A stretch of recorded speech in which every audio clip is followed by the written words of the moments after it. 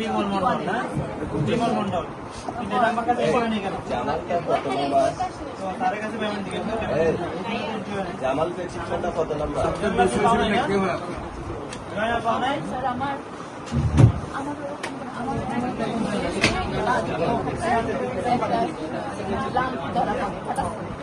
আমার ছেলে পরে আমি ওখানে গেছি, তখন ধরা পড়ে তারপরে আমি হাত দিয়ে দেখলাম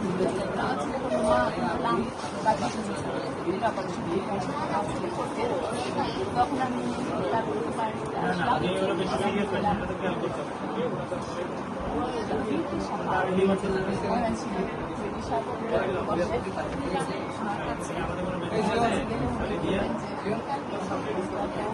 বিয়ে করানো পরীক্ষা করানো হলো।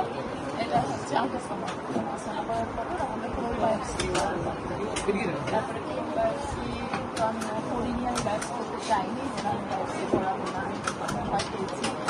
তারপরে আমাকে নিয়ে যাওয়া